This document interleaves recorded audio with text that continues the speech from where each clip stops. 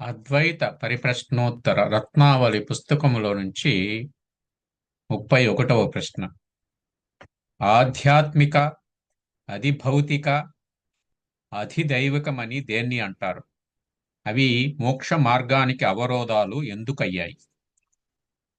ఈ దానికి సమాధానంగా, ఈ ప్రపంచము ఆధ్యాత్మిక, ఆధిభౌతిక, ఆదిదైవికమని దుఃఖములతో కూడినది.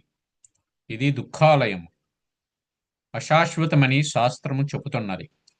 పరమాత్మ ఆనంద స్వరూపుడు. దుఃఖాలయమైన ఈ ప్రపంచము ఆయనను అందుకోవడానికి విరోధమే కదా. దుఃఖాలయమైన ఈ ప్రపంచంలో ఆనందాన్ని వెదకడం, అశాశ్వతమైన దీనిలో శాశ్వత తత్వాన్ని కాంక్షించడము, అది దొరకలేదని చింతించడము సబబేనా? బహిర్ముఖమైన నీ ఇంద్రియాలు దీనికి సాక్షులు. ఇంద్రియాలతో బయట ప్రపంచములో ఆనందాన్ని వెతుకుచున్నావు.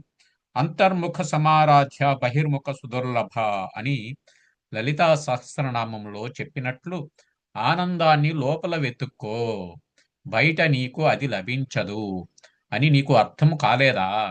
ఒక ముసలమ్మ చినిగిన బట్ట కుట్టుకుంటూ సూది బావిలో పడవేసుకున్నది.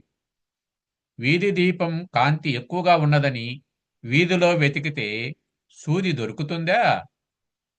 రైతు పెసర చేల్లో తన ఉంగరం పోయిందని భోజనం చేస్తూ ఆనాడు వండిన పెసరపప్పులో వెతికినట్లు ఆ ప్రపంచంలో సుఖాన్ని, ఆనందాన్ని వెతికితే అది దొరకదు. అనారోగ్యం నీకే వచ్చి పరమాత్మను గురించి ఆలోచించే అవకాశం లేకపోవచ్చు. దాన్ని ఆధ్యాత్మిక దుఃఖము అంటారు. అది భౌతిక భూకంపాదులు, పిడుగుపాట్లు, వరదలు, ముప్పులు, సుడిగండాలు, స్వజన మరణాలు, ప్రకృతి వైపరీత్యాలు రావచ్చు. ఇది నీవు కోరితే వచ్చింది కాదు, కానీ తొలగించుకోవడానికి నీ చేతిలో లేదు. బలీయమై విజృంభించవచ్చు. ఒక రైతు దున్ని విత్తనం వేసి కలుపు తీసి పంటను కోసుకుంటాడు. చీకటి పడడం వలన కుప్ప కట్టలేక రేపు ఉదయం వచ్చి కట్టవచ్చని ఇంటికి వెళతాడు. ఆ రాత్రి విపరీతమైన వర్షం వచ్చి గడ్డి తడిసి గింజలన్నీ నేలరాలిపోయాయి. ఇందులో రైతు ప్రమేమేమీ లేదు. వర్షించే వరుణదేవుడు ఆ రైతుపై కక్ష లేదు. బలీయమైన అతని ప్రారబ్ధము గాలి రూపము ధరించి మేఘాన్ని వర్షించేటట్టుగా చేసింది. ప్రాక్తన అధ్యతనాలు అంటే పూర్వకర్మ, ప్రస్తుత కర్మ పొట్టేళ్లు వలె ఢీకొంటూ ఉంటాయి. ఏ కర్మ గలిస్తే అది జరుగుతూ ఉంటుంది. అది దైవకము. అందుచే ఈ ప్రపంచము దుఃఖాలయము, అశాశ్వతము. బ్రహ్మలోకము నుండి లోకాలన్నీ మరలా జన్మకు వచ్చేవి. నన్ను పొందిన వారు మాత్రమే పునర్జన్మ నవిద్యతే అన్నాడు పరమాత్మ. భగవంతుని సగుణ రూపాలను స్మరించిన వారు, కర్మలో ఆ కర్మను చూడలేని వారు ఆయా లోకాలకు వెళతారు. బయటనున్న వారు ఆ లోకాలలో అహోరాత్రులను చూడగలరు. కాబట్టి జీవుడు పుణ్యం సంపాదించి స్వర్గాది లోకాలకి వెళ్ళాలనే కాంక్ష వదలాలి. దాన్నే ఇహముత్ర ఫలభోగ విరాగము అని శాస్త్రము చెబుతుంది.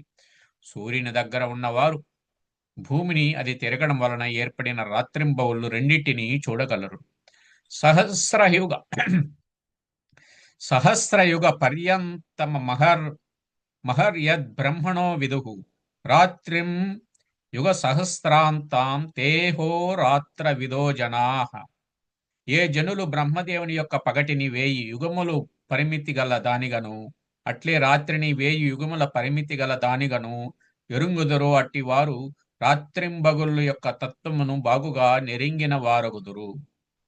అహోరాత్రాలు తెలిసిన వారు అంటే ఈ లోకాలకు ఆవల ఉన్న వారిని అర్థం. యుగ సహస్రాదులను చూడగలిగిన వారు నన్ను పొందినవారు. వారే ఆధ్యాత్మిక, అధిభౌతిక, అధిదైవికమని దుఃఖాలయమైన ఈ తపస్సుకు ఆవలనున్న సద్ఘన చిద్ఘన ఆనందఘన పరమాత్మను ఎరిగిన వారిని అర్థం. వారికి పునర్జన్మ లేదు. ఇల్లు శుభ్రం చేసేటప్పుడు గోళ్లను అన్నీ సర్ది చెత్త తీసేసిన తర్వాత కసువు చేటలోనికి ఎత్తేటప్పుడు మరలా ఆ చెత్తను చూడవలసిన అవసరం లేదు కదా. పంచకోశ విచారణము చేసి దేహము నీవు కాదని నిర్ణయించుకున్న తర్వాత మరలా మరలా ఆధ్యాత్మిక అది భౌతిక అది దైవికాలనే ప్రశ్న ఎందుకు? రేపు 32వ ప్రశ్న. బ్రహ్మ ముహూర్తము అంటే ఏమిటి? దాని వలన జీవులకు లాభం ఏమిటి? అనే ప్రశ్నకు సమాధానంగా తెలుసుకుందాం. అందరికీ ధన్యవాదాలు. ఓ